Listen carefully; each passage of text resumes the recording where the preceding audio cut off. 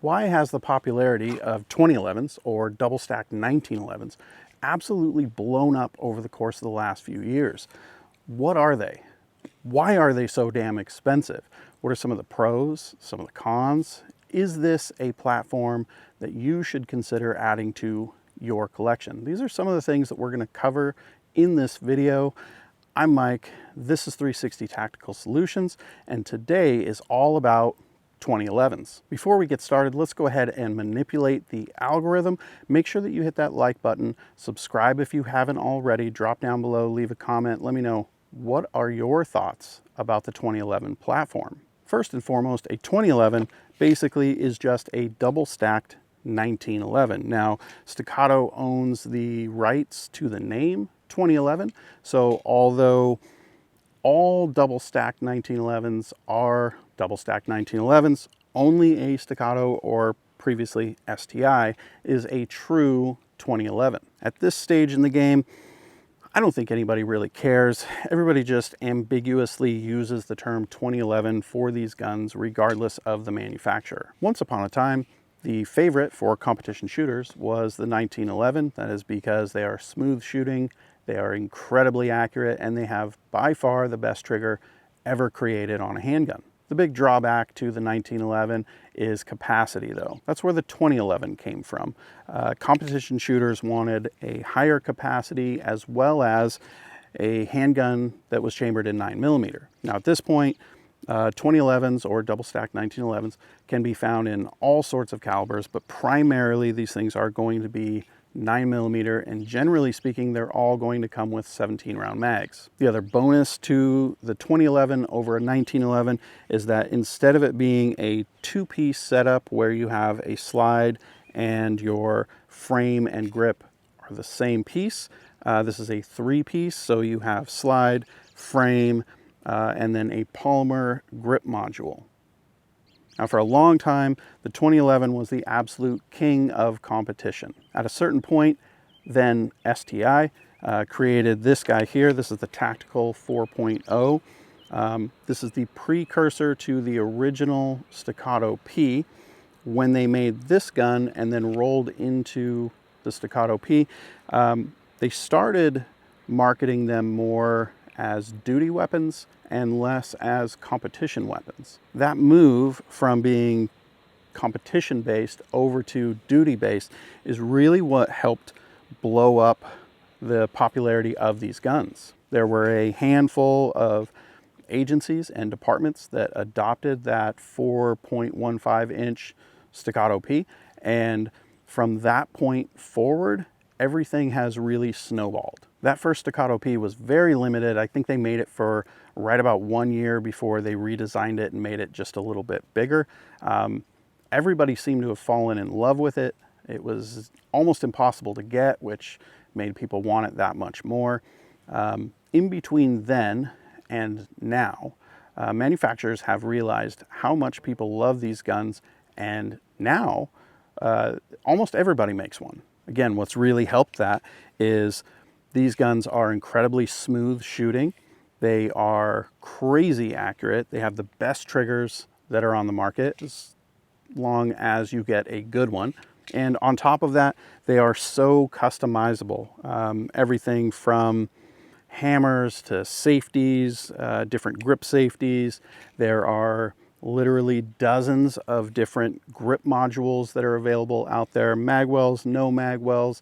The sky is the limit. That's enough of a recap. I'm getting bored already. Let's go ahead and put some rounds downrange.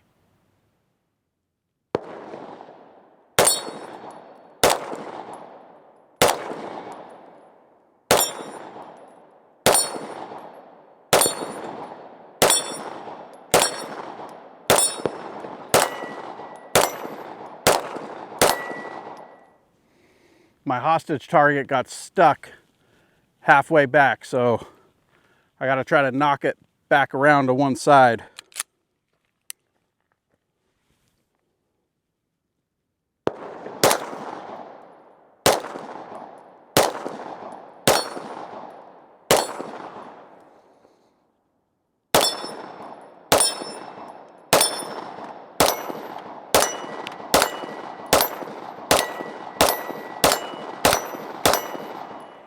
There we go.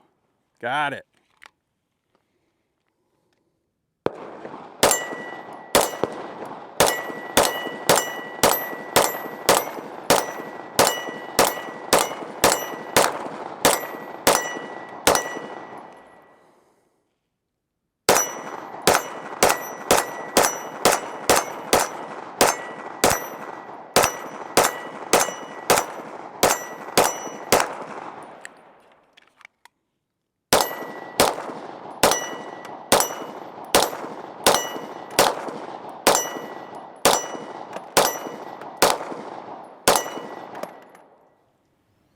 Like I said, right now there is a very large handful of manufacturers who are making this style of gun. Here I have the Apollo 11. This is by Live Free Armory, and it's a really budget-friendly version of the 2011. Over here I have the Rock Island TAC Ultra FS. This gun would be, I would call this more of a double stack 1911 than a 2011, strictly because this is two pieces. You have your slide, and then your frame and your grip are all one solid piece of metal. These guns, again, these are incredibly cheap. One of the drawbacks, though, is they are not quite as customizable because it's not a three-piece system.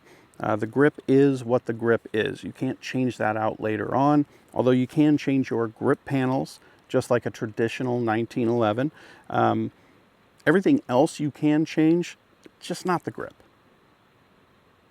Over here I have a full-size Apollo 11. This is a 5-inch. Really, the sky's the limit with these things right now.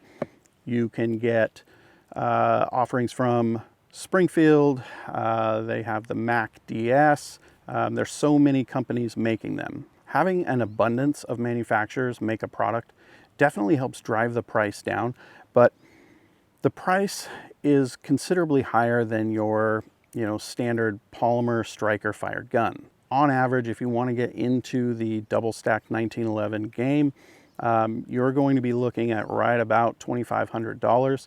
On the low end of the spectrum, you can get them for just under $1,000, and the price can go way higher. It can get up to $8,000, $9,000, $10,000.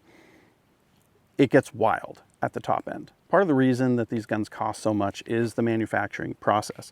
A certain level of hand fitting needs to be done to make all of these parts work together as smoothly as they do. There is quite a bit of labor that goes into making one of these firearms, so obviously the cost is going to be higher. It also takes a bit more skill to manufacture a 1911 or double stack 1911 than it does a polymer gun. Then you look at the materials they're made out of, your mag release, your slide stop, you have a hammer. All these things are thicker and better quality than what you're going to find on a Glock or an M&P or any other polymer-based gun. So yeah, they're expensive. And luckily, right now, we have so many companies making them that they're somewhat affordable at this point. I just wanted to pop in real quick and show you guys this little gem. This is my reduced C-zone target from TA Targets. I'm using their target stand hanger C-zone target, and then this is my hostage target that I use. This guy I just got recently. It's kind of a 4-inch by 4-inch plate that slips in from behind, goes off to one side so I can go ahead and have that smaller target to hit. It then flips around to reset back over here where I can hit it again, knock it back over. One of the things that I found is from time to time, it wants to kind of get stuck at a weird cockeyed angle like that, which then really tests my skills because I have to kind of shoot a smaller target to be able to knock it back around and realign it to be able to shoot again. All in all, I really like this setup. I like having this hostage target set up. If you haven't checked out the offerings from TA Targets, I'm gonna leave a link down below for you guys to go check them out. There's so much cool stuff on there. Small plates, big plates, paper targets, paper target hangers. There's a lot of good stuff at TA Targets.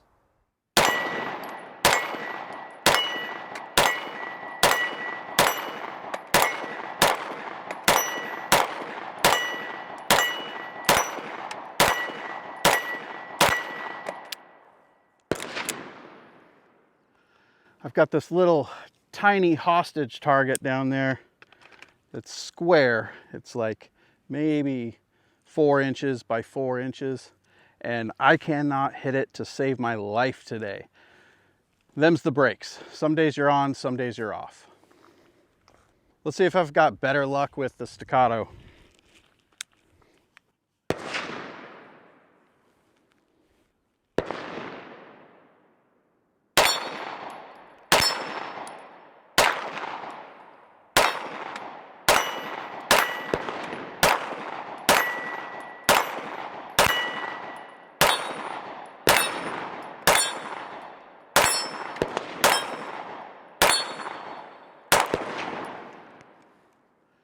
That was a lot better. I think this grip has a lot to do with it.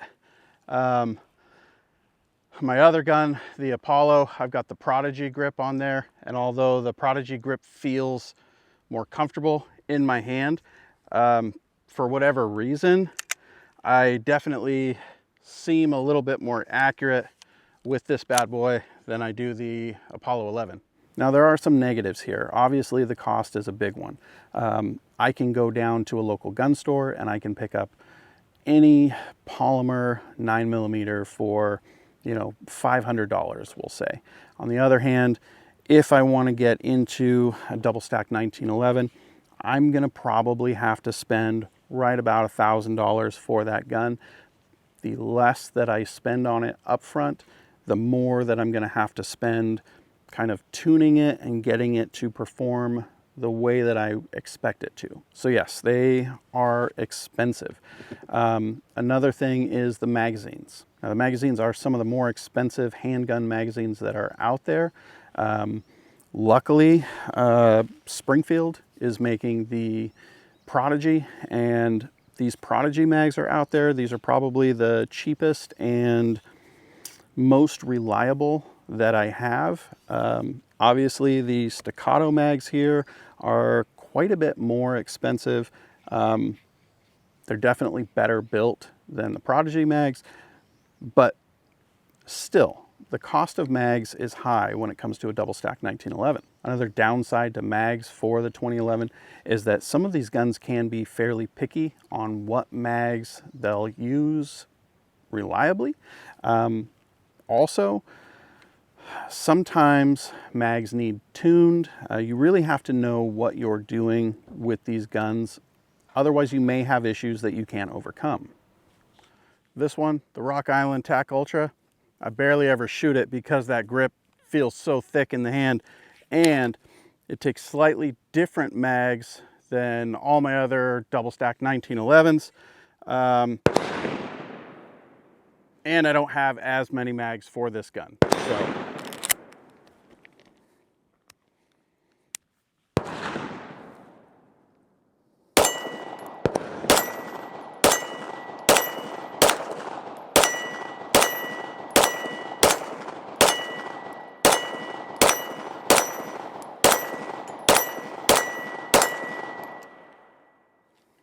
it is a smooth shooting gun though. I do feel like the 5-inch guns have a little bit more bounce to the recoil than the shorter guns, but you know, they're good shooters. Owning a 2011 or double stack 1911 is a lot like owning a classic car. You know, you can't just buy a Camaro from the 60s and just drive the shit out of it and hope that it runs reliable every time that you turn the key. You really need to learn the platform, learn the parts, learn how to disassemble it, clean it, reassemble it, and maintain it. Because of the extremely tight tolerances that these guns have, you do have to take care of them a little bit better than what you would your average generic polymer gun. Another downside to the 2011 is the grip size. Now, because these mags are fairly thick, that means that the grip of your average double stack 1911 is going to be fairly thick and girthy. If you have smaller hands, this may be an issue for you. If you've got big hands, probably not at all. Over here, this Rock Island gun, this one seems to be the biggest grip that I have. It feels, honestly, it's real square. It feels like a brick in my hand. It's not as comfortable as, say, my Tactical 4.0. This one fits me a lot better. Now, there are a ton of grips available, and because these are polymer, you can have them worked over and kind of thinned out a bit, but be aware, grip is a little thicker than what you're used to with your average polymer striker-fired gun. Over on the positive side of things, these guns are extremely smooth shooting. There is nothing that feels like a 2011 when you're at the range. These guns are incredibly accurate. Part of that is because of the lockup system for the barrel. The other part of that is going to be that legendary 1911 trigger system. The trigger on these guns is a straight back motion with almost no take up. There's a little bit on this gun. The brake is usually pretty light on them, and then the return usually isn't too far. Now, in contrast, striker-fired guns use kind of a hinge system to activate the trigger. That's not necessarily a bad thing. You can be accurate with a polymer gun. With the 1911 and 2011 trigger, because it is a straight pullback, you have less chance of having any type of variation of left and right or up and down while pulling that trigger. This is why competition shooters love this style of gun for competition shooting. Another positive to the 2011 platform is the endless customization. So you can get all kinds of upgraded parts, everything from your sights to your safeties, your hammer, your grip safety, different triggers. There are dozens of companies making grip modules for these. You can go polymer, you can go aluminum, they have steel ones, different grip textures, different mag wells. Literally, the sky is the limit with these guns. They are like the AR-15 of the handgun world. Another positive that we can't overlook is that 2011s are just cool. Here's the question of the day. Should you add a 2011 to your collection?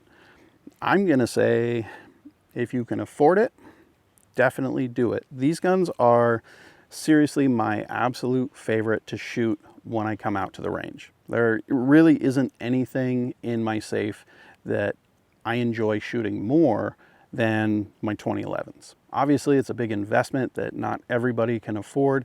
You could spend $1,000, $10,000, anywhere in between, but I truly feel saving a little bit of money and buying any one of these guns to at least dip your toe in the pool is well worth it. I think that you're going to find that even though the 1911 design is as old as it is, it still has a lot of life left in it. This current iteration of the design, the 2011 or double stack 1911, I think is one of the best guns that's on the market right now. You can use them for home defense, you can use them for range use.